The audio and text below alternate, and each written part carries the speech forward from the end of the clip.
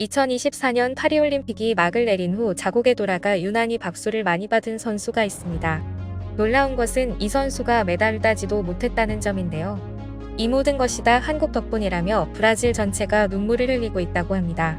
한국인의 어떤 면 때문에 브라질 상파울루 공항 전체가 눈물바다로 변했는지 자세히 알아보겠습니다. 브라질 언론에서는 한국의 신유빈 선수와 경쟁했던 자국 선수를 소개하는 영상이 화제를 모으고 있습니다. 파리올림픽 탁구 여자 단체전 16강전에서 한국 여자 탁구 대표팀은 브라질을 3대1로 꺾었습니다. 이 경기에서 주목을 받은 선수는 브라질의 브루나 알렉산드르였습니다. 브루나 알렉산드르는 오른팔 없이 왼손으로만 탁구를 치는 선수입니다. 그녀는 복식조로 나서 항저우 아시안게임 금메달리스트인 신유빈, 전지희를 상대했고 단식 경기에도 출전했습니다. 알렉산드르는 왼손에 든 탁구채로 공을 높이 올리며 서브를 넣었고 비장애인 선수들과 다름없이 경기를 펼쳤습니다. 알렉산드르의 이야기는 감동적입니다. 그녀는 태어난 지 3개월 만에 백신 부작용으로 인한 혈전증으로 오른팔을 절단했지만 이를 장애로 여기지 않았습니다. 오빠를 따라 7살에 탁구를 시작한 그녀는 10살 때 탁구 선수가 되기로 결심했습니다. 하지만 쉬운 길은 아니었습니다. 탁구의 시작인 서브를 넣는 데만 3년이 걸렸고 어떤 훈련을 하든 남들보다 훨씬 더 힘들 수밖에 없었습니다.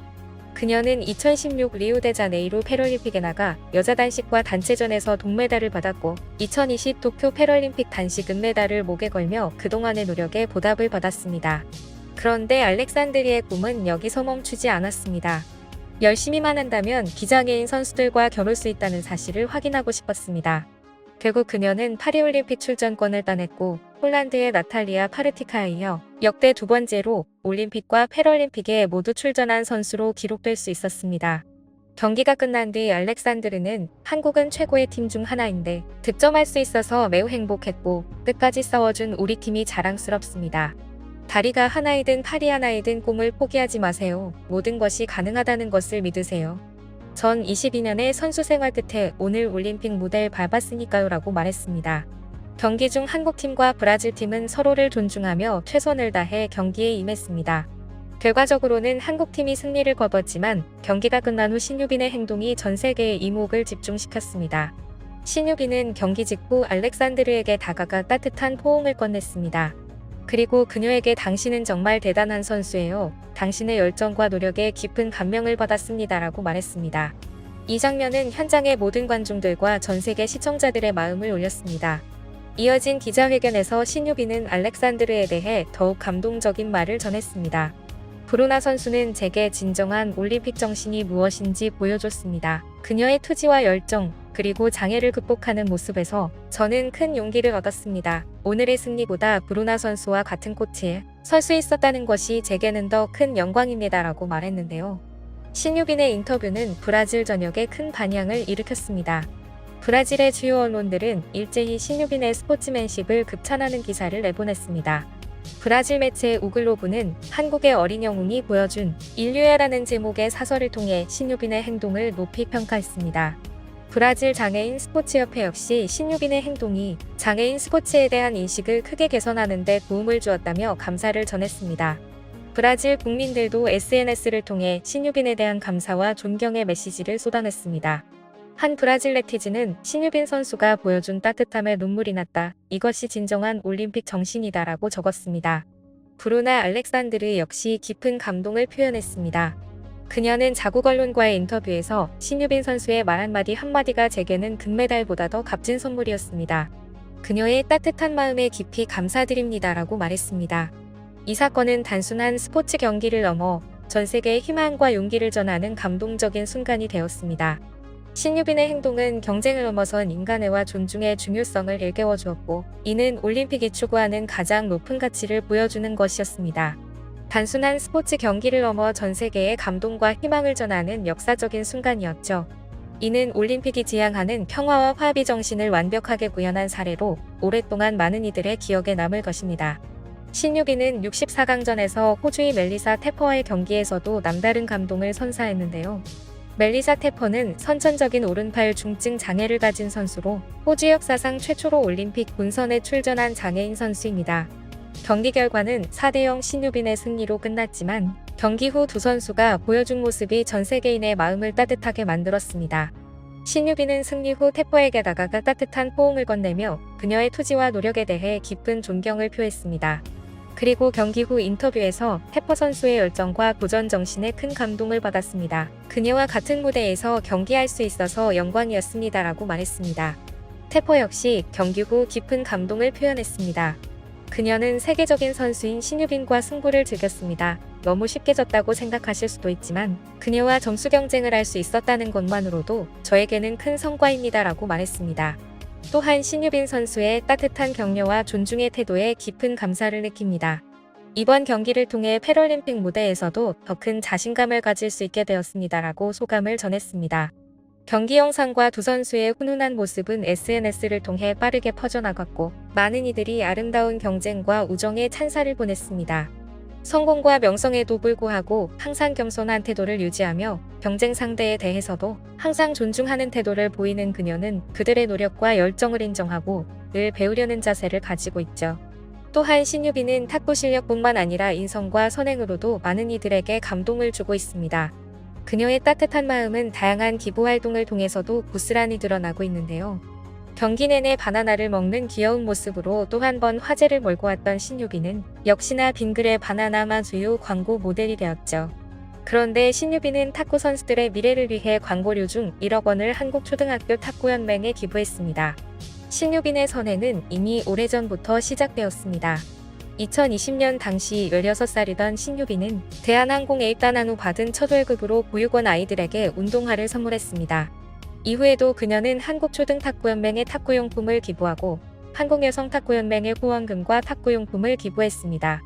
부산광역시 탁구협회의 유소년 탁구 장학금을 전달하는 등 스포츠 분야에서의 나눔을 이어갔습니다.